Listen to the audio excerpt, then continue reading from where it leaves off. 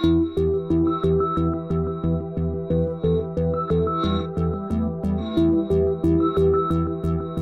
hélt Síminn, svo kallar Síminn fórum og hérna nú mynd sem að Finnur Pálmi, sem er staddur hérna í dag, tók og er að finna inn á Instagram. Og þessar upplýsingar flæddu út á Twitter, þannig að maður grípur þær og þar kemur fram að 28% notenda í kerfum Símans eru snjallsímanotendur. Þannig að þessar tölur eru talsvert lægri en það sem kom fram til að mynda í könnunni frá MMR. En það er kannski ekkert svo skrítið. Markhópur Símans er eflaust öðruvísi en markhópar annarra símafyrirtækja. Maður gæti ímynda sér að markhópur Símans séu jafnvel, eða viðskiptavinahópur Símans séu frekar eldri notendur. Nova til að mynda mjög stóra markaðshlutdeild í yngri hópum sem eru líklegri til þess að eiga snjallsíma. Og aðrar tölur af Símanum, og ég veit að Margrét Stefánsdóttir, upplýsingafulltrúi Símans, hún kom fram á MBL í janúar á þessu ári, þar sem hún sagði að 67% af seldum farsímum fyrir jólin 2011 hjá Símanum, það voru snjallsímar. Þannig að tölurnar eru alveg klárlega á uppleið. Könnunin sem að Hagstofan gerir ár hvert var að birtast núna í september. Hagstofan gerir sína mælingar á tímabilinu janúar, febrúar, mars, tekur saman niðurstöðurnar og gefur út skýrslu í september. Og þessar niðurstöður voru birtar á vefnum hjá þeim bara daginn og þar kemur fram að 44% netnotenda á Íslandi tengjast netinu með farsíma eða snjallsíma og ef við bætum við öllum þráðlausum tækjum þá erum við komin upp í 47%. Af þeim sem að nota þráðlaus tæki þá eru 86% þeirra að nota háhraðatengingar. Þannig að við erum mjög mörg, meira minna, tengd með góðri tengingu bara og með í vasanum. Í könnunum var líka aðeins farið yfir netnotkun á þráðlausum tækjum. Hvað eru notendur að gera sem eru með farsíma og eru að tengjast netinu? Og þar er í fyrsta sæti það að lesa tölvupóst. Í öðru sæti er að nota samskiptasíður og þetta er mikið Facebook og Twitter og lesa fréttir af vefnum. Og þetta eru mjög áhugaverðar niðurstöður vegna þess að það er mikilvægt fyrir okkur að hafa í huga að það eru upplýsingar sem flæða á þessum miðlum, það eru oft tenglar eða tilvísanir í vefsíður.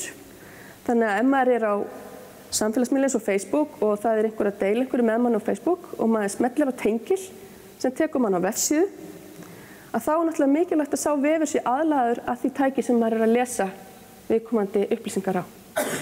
Og þetta getur náttúrulega líka verið tenglar í tölvupósti og eins náttúrulega mikið það fréttum sem deilt á samfélagsmiðlunum og það er alltaf jafn pirrandi þegar maður finnur eitthvað áhugavert á Facebook-vefnum eða Facebook-strömmnum hjá manni, maður smellir á tengilinn og svo býður maður í mínútu eftir að sækja 2 megabæta risastóra vefsíðu sem tekur alltaf langan tíma að hlaðast niður síma og er ekki aðlöguð að símanum hans.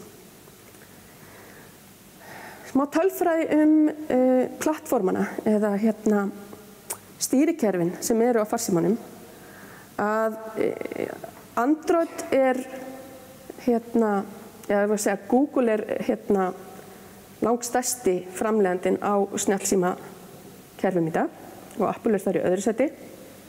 Og þetta var líka staðfest á sem fundi hjá Símanum daginn, Síminn fórum, að þar kom fram að 57% farsímanotenda hjá Símanum, þeir eru reyndar ennþá að nota Nokia, en það sem kom fram var að Android-stýrikerfið er meira en 2-falt vinsælla en iPhone-stýrikerfið og stórnotendur á snjallsímum eru stórnotendur, Android-stórnotendur eru að nota meiri nettrafík en iPhone-stórnotendur. Samsung er líka búin að bylta Nokia úr fyrsta sætinu yfir bæði snjallsímaframleiðendur og farsímaframleiðendur.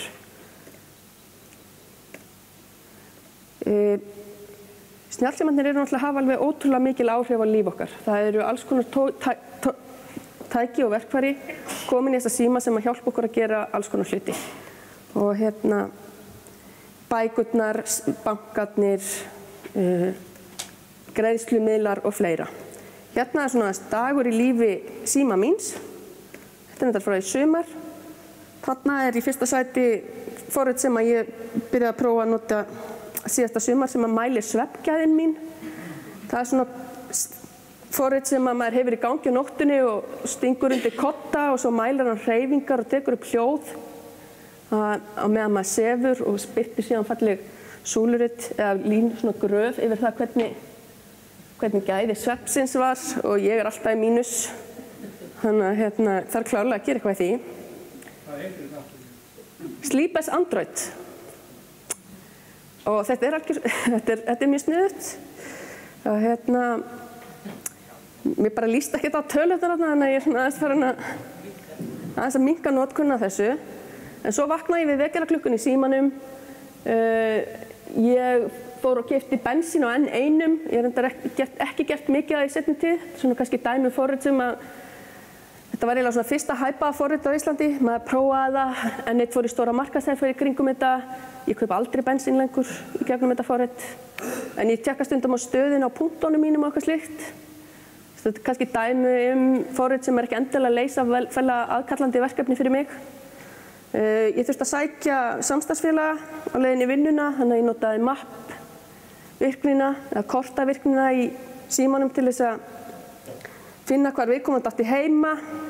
Við erum síðan samferð út á flugvöll þar sem ég innritaði mig í flug hjá Icelandair í gegnum farsímainritun sem var algjör þvílíkur lúxus. Ég þurfti ekki lengur að vera með eitthvað slifsi hérna að veifa framan í öryggisliðinu og því ég fór í vélina, þetta var bara á símanum.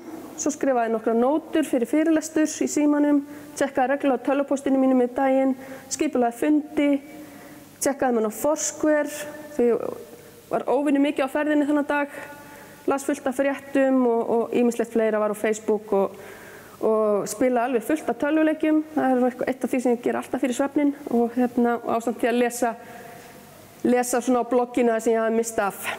Þannig að þetta var bara svona típiskur dagur hjá mér og þá er gaman að kíkja hans á statistíku yfir snjallsímanotkun og hvar hún á sér helst stað. Og mesta notkunin á sér stað upp í rúmi og 67% er að nota snjallsímana liggjandi í rúminu sínu. Margir nota það náttúrulega meðan þeir eru að bíða eftir ykkur. Þeir hafa ekkert annað að gera, þeir drepa tímann. Ótrúlega margir nota snjallsímaforrit á meðan þeir eru að horfa á sjónvarpið og það er náttúrulega dæmi það hvernig við erum að gera marga hluti í einu dag. Við sitjum ekki bara fyrir framan einn tölvuskjá eða sjónvarpsskjá og einbeitum okkur fullkomlega að því sem er að gerast þessum eina skjá. Við erum með mörg tæki í gangi í einu. Stundum er maður með sjónvarpið í gangi, fjarstýringun á iPadinum og svo að gera eitthvað annað í símanum og svo er eitthvað ennþá annað að gerast annars staðar. Þannig að það er ágætt að hafa þetta í huga ef maður ætlar að huga sínu markhópi og hvernig hann er að nota símann. Þessi rannsókn er frá Google og birtist á Google-blogginu og hún er að segja okkur það að flestar aðgerðir sem að gerast á netinu eða verkefni sem við ætlum að leysa á netinu, þau byrja í símanum og svo höldum við verkefninu áfram á einhverjum öðrum tækjum. Þannig að við erum kannski stödd einhvers staðar og þetta gæti verið jafn einfalt og að við leitum að einhverju ákveðnu hlut eða hugtaki eða þjónustu eða einhverju í leit í gegnum vafra eða eitthvað slíkt og svo höldum við áfram ferlinu á öðrum tækjum, stundum á svona einhverjum tablettum eða spjaldtölvum eða á ferðavélum eða öðrum tölvum. Verkefni sem eru leyst með snjallsímanum eru ansi mörg og við erum búin að nefna nokkur þeirra eins og það að lesa tölvupóst og að skoða samfélagsmiðlana. En eitt af því sem er mjög stór þáttur líka er einmitt að nota leitarvélar. Og ef við ætlum að vera sýnilega í þeim leitarniðurstöðum sem er að birtast fólki á snjallsímum og þá verðum við náttúrulega að huga því hvernig vefsíðurnar okkar eru að birtast líka í snjallsímunum og hvaða efni er í boði fyrir leitarvélarnar sem er notendavænt fyrir notendur á snjallsímum. Síðan ætlum ég að sýna ykkur bara nokkur dæmi tilraunastarfsemi sem hefur í gangi víðum heim og er algjörlega frábært og er í rauninni bara svona sýnishorn af því sem koma skal í þessum heimi. Hérna er tilraun sem að Tesco fór í Seúl fyrir rúma árið síðan.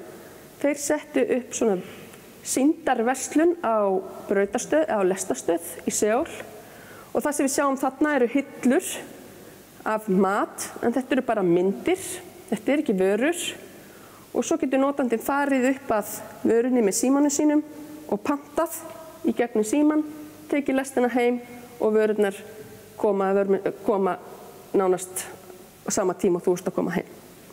Þannig að svona verið að ýta undir verslun, þarna upptekið fólk sem á leiði heim og vinnu sem getur verslað á lestastöðinni og þurfa ekki einu svona að fara í verslunina. Og þetta meira þess að lítur svo vel út að þegar maður horfir á þetta á glæru þá væri maður alveg til að kaupa sér. Þetta er bara nokkuð aðlaðandi. Það lítur mjög raunverulega út. Það er líka fullt af snjöllu markaðsherferðum í gangi og það er kannski svona þessi tilraunastarfsemi sem í gangi í dag hjá fyrirtækjunum fyrst og fremst. Það eru fyrirtækin svolítið að prófa sig áfram með markaðsaðgerða, markaðsherferð í gegnum snjallsímaforritin og þó nokkuð fyrirtæki hér á landi sem að keyra einmitt slíkar herferðir, að bjóða einhver snjallsímaforrit sem að maður downloadi, sem maður talar niður í símann sinn og eru virk og notuð kannski kringum einhvern ákveðin viðburð. Og það er allt gott að blessa með það og snjallsímarnir og snjallsímaforritin eru frábært tæki til þess að gera einmitt slíkt. En maður þarf svolítið að huga því að loka hringnum. Það gengur ekkert að fara í eitthvað frábæra markaðsherferð með snjallsímaforriti ef að þjónustan sem síðan tekur við manni þegar maður er orðinn viðskiptavinur hjá viðkomandi fyrirtæki er ömurleg þegar kemur að því að nota farsímann svona í dagsdaglega. Hérna er dæmi svipaða tilraunastarfsemi og var gert í Seúl, en þetta var gert í Singapúr í febrúar þessu ári og þetta var í kringum Valentínusardaginn þar sem var verið að ýta undir það að karlmenn mikið til og væru að kaupa gjafir handa konunum sínum á ferðinni og þetta er stórkostlega sameining á auglýsingu og netvirkni eða þar sem að netið er í rauninni notað í sölu. Og þetta gefur manni frábærar hugmyndir af því í rauninni hvernig er þetta að setja upp bara verslanir hvar sem er með einföldum hætti. Þá komum við að stóru spurningunum vef eða app og þetta eru í rauninni bara mjög margir að velta fyrir sér. Hvaða leið á ég að fara? Verði ég ekki að vera með app? Er ekki upplifunin miklu betri því? Og svo fara með til göttunum. Og það sem ég bið fólk að hugsa sem eru í þessum hugleikum er að hugsa fyrst hvað þeir eru með í dag og að muna eftir því að allir vefir eru í dag farsímavefir hvort sem okkur líkar það betur en að vera. Og þið sáu hlutfallið að fólki sem er að fara inn á netið í gegnum farsímann, það eru 44% og það er bara ekki boðlegt að vera að bjóða fólki upp á ónotendavænar lausnir á snjallsímatækjum og farsímum eins og staðan er núna. Þannig að lágmarkskrafan er að núverandi vefir ykkar séu notendavænir í þessum tækjum. Og það eru í rauninni tvær meginlegir í boði sem hægt er að hafa í huga. Það er annaðhvort að vera með sérstakan farsímavef eða að hafa vef sem aðlagar sig að mismunandi stærðum tækja. Allt frá litlum skjá upp í stóran skjá. Við mælum með því að fólk skoði fyrst skalanlegu lausnina. Ef hún er í boði, að þá endilega að reyna að nýta hana. Við erum að upplifa það að skalanlegur vefur eða responsive layout eða adaptive layout, þetta er svona, það er smá æði í kringum þetta núna og þetta er heitt mál. Við fáum dálítið af þarfagreiningum og kröfulistum þar sem að það er búið að lista upp vef, alveg bara hvernig desktop-vefurinn á að vera alveg frá A til Ö og svo kemur einsetning í lúkinn og bæði vegi hann á að vera responsive. Og mér langar til að hvetja fólk að byrja að hugsa eiginlega frá hinum endanum, að byrja að hugsa hvernig viðmót myndi ég bjóða notendanum upp á ef hann er á farsíma og reyna svo frekar að skala lausninu upp og vera þá frekar að bæta við hönnunina heldur en að draga úr. Við höfum mikla, og við erum vön því að hanna flotta vefi með mikilli grafík, flókinni virkni sem hentar ekki endilega vel í farsímum. Þannig að bara eitt gott ráð til að hafa í huga hvað það varðar. Ef maður skoðar og ber saman app eða snjallsímaforrita notkun og vafranotkun, að þá fyrir árið síðan þá var hún mjög svipuð, svona í kringum 35%. Og núna appið í rauninni, núna notkun á snjallsímaforritum í símum meiri en notkun í gegnum vef. En það eru margar ástæður að baki því. Það eru náttúrulega alls konar snjallsímaforrit sem eru að leysa ákveðin verkefni sem ekki endilega eru best útfærð í vef. Og ég myndi mæla með öll svona hefðbundi fyrirtæki sem að bjóða upp á sína þjónustu. Þau þurfa að vera tilbúin til að taka á móti viðskiptavinum á snjallsímum í gegnum vefinn. Þannig að ég mæla algjörlega með því að forgangsröðun sé sú að byrja á vefnum og svo innlega snjallsímaforritin í kjölfarið. Það eru rannsóknir sem að sýna til að mynda að fleiri skoða fréttaveitur í gegnum vefi en forrit. Og svo eru aðrar rannsóknir sem sýna að tryggir notendur eða að notendur sem nota snjallsímaforrit fyrir fréttaveitur, þeir eru tryggari notendur heldur en þeir sem eru á vefnum. Og þetta óskaplega eðlilegt. Þeir sem að miðill eins og þessi, hann þarf bara að hafa í huga hvað það sem ég að bjóða upp á. Ef ég ætla að reyna að ná í nýja notendur, þá verð ég að vera sýnilegur á leitavélum og ég verð að geta boðið upp á það að fólk finni mig. Ef ég ætla að halda í notendurna mína sem eru komnir og ég vil bjóða þeim upp á eitthvað ekstra, að þá get ég mögulega verið með snjallsímaforrit til að leysa það. En það algjörlega gott að hafa í huga að vefurinn getur leyst mjög stóran hluta af því sem leyst í snjallsímaforritum í dag. Þannig að upplifunin hún þarf alls ekkert að vera svo mikið frábrugðin á vefnum. Það er svona nokkur atriði sem að snjallsímaforritin gera betur og það til að mynda svona eins og atriði eins og að tengja sig inn í skilaboðakerfið í símanum. Ykkar hafa kannski séð Arion appið sem var sett á markað, núna í sumar, lok sumars. Það lætur maður til að mynda vita þegar það er komin, það búið að millifæra á reikningiðinni að það var að koma innlögn á reikningiðinni eða eitthvað slíkt. Og þetta eitthvað sem erfiðar að gera í farsímavef, en allt sem snýr að viðmótinu og slíku, að það vel útfæranlegt í vef. Financial Times til að mynda algjörlega búin að leggja snjallsímaforritinu sín og þeir einbeita sér 100% af því að búa til flottar veflausnir í vef sem byggja fyrst og fremst á HTML5 tækni og CSS3. Það eru áhugaverðar rannsóknir líka til snjallsímaforrit sem eru sótt og aðeins notuð einu sinni og það virðast allar tölur benda til þess að þetta hlutfall sé að aukast. Svo að fólk fer á þessar síður eða í Google Play eða í iTunes og downloadar snjallsímaforriti, prófar það, notar það kannski einu sinni og sér svo að það hefur enga þörf fyrir þetta og opnar aldrei þetta forrit aftur. Og það eru líka rannsóknir sem sýna það að forrit sem eru sótt og þau notuðu eitthvað tíma en eftir 12 mánaða tímabil að þá aðeins 4% notenda ennþá að nota viðkomandi snjallsímaforrit.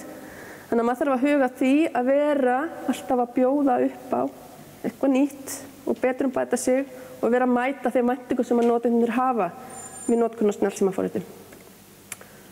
Þessi rannsókn birtist líka á Google Analytics blogginu bara í september og hún segir það að farsímavænar síður þær auka líkur á viðskiptum. Og 75% af öllum notendum þeir kjósa það frekar að fá farsímavænar vefsíður. Og þetta er svona svolítið spurningu það í dag oft þegar maður að koma inn á vef. Sumar síður höndla þannig að þær senda því sjálfkrafa yfir á farsímavefinn, aðrar síður láta notandanum að ákveða það hvort hann vilji farsímavefinn eða ekki. Þannig að ef þú ferð inn á slóð aðalvefsins þá ertu þar.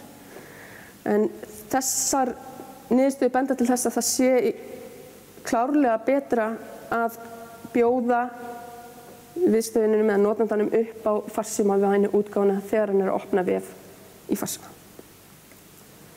Þannig að við förum aðeins yfir kostina við farsímavefina, þá finnast þeir í leit, þó eru aðgengilegir gegnum leitaðalar. Það þarf ekki að sækja þá sérstaklega og hala þeim niður á síman og setja það upp eða fylgjast með uppfærslum og því líkt. Við erum síður að gera upp á milli stýrikerfa eða bara ekki. Það skiptir okkur ekki máli hvort að notendurnir eru með Android síma eða iPhone eða Blackberry eða Og það auðveldara fyrir framleiðendurnar í rauninni að uppfæra vefi og það er hægt að uppfæra oftar. Og þetta sem sagt gott til þess að fá nýja notendur. Ef við förum aðeins yfir kostir snjallsímaforritana, þá samlagast þeir símanum betur. Þeir geta tengt sig betur inn í sum af þeim API sem eru í boði í símanum. Þau eru hraðvirkari fyrir statískt efni. Þau bjóða upp á möguleika á alls konar widgetum og dæmi þessa þjónustur í símanum sem erfiðar að nýta sér í vef fyrir til að mynda raddskipanir eða skilaboðakerfið. Og ef að það verið að huga að einhverju business módeli eða viðskiptamódeli til að í kringum veflausn þá auðveldara að selja snjallsímaforrit heldur en vefsíður, en það má alveg hafa það í huga að þau snjallsímaforrit sem eru að skapa hvað mestar tekjur, þau eru ekki að gera það í gegnum það að selja forritið sjálft, heldur yfirleitt eru það ókeypis forrit sem eru að selja varning sem að tengist forritinu eða tengdar vörur. Og það eru til að mynda eins og leikir, það eru aðalega þeir sem hafa verið að velta hvað mestu fjárhæðum í gegnum, að skapa hvað mestar tekjur í gegnum snjallsímaforritin. Svo ætla ég að lokum að fara aðeins yfir íslenskar snjallsímalausnir. Það eru til margar þrælgóðar íslenskar snjallsímalausnir, en það eru líka til margar sem eru frekar daprar. Í sumar tók ég saman smá statistík yfir íslensk snjallsímaforrit í Google Play búðinni og fjölda niðurhala á þeim. Og þar voru innan við 5% forrita sem höfðu náð því að vera sótt oftar en 10.000 sinnum. Flest þessara forrita höfðu verið sótt á bilinu 1000 til 5.000 notendum, ef við orðum það þannig. Og 40% höfðu verið sótt af færri notendum en 1.000. Þannig að ef við bara hugum aðeins af fjárfestingunum sem við erum að setja á lausnirnar okkar, og hvaða dreifingu við náum í gegnum þessi forrit, að þá eru þessar tölur ekkert sérstaklega góðar ef við berum það saman við hvað auðvelt að ná til notendan okkar í gegnum vefinn. En þetta voru 37 forrit sem voru skoðuð þarna tímabilinu 30. apríl til 3. maí. Það er náttúrulega ekki nóg að mæla bara niðurhal á snjallsímaforritum, það þarf að mæla virknina sem inn í þeim, hvað að gerast, hvaða aðgerðir notendur eru að framkvæma og tíðni aðgerða og fleira. Og ef við hugum bara hvaða verkefni henta vel fyrir snjallsímaforrit, þá eru það einhverjum verkefni sem við erum að framkvæma oft og eru tiltölulega einföld í framkvæmd. Og ef við tökum dæmi af forriti sem gerir þetta ágætlega, þá er það til að mynda snjallsímaforriti frá Já, sem lætur okkur vita hver að hringi okkur þegar viðkomandi ekki í símaskráni okkar en skráður í símaskrána hjá þeim. Það er dæmi forrit sem ég þarf að lítið að gera. Það er mér sjálfvirkt og þetta gerist nokkur sinnum á dag sem ég fæ svona símtöl. Þetta er líka mest, þetta forrit og íslenska orðabókin voru þau forrit sem höfðu náð mestri útbreiðslu í gegnum Google Play þegar ég skoðaði þau í sumar.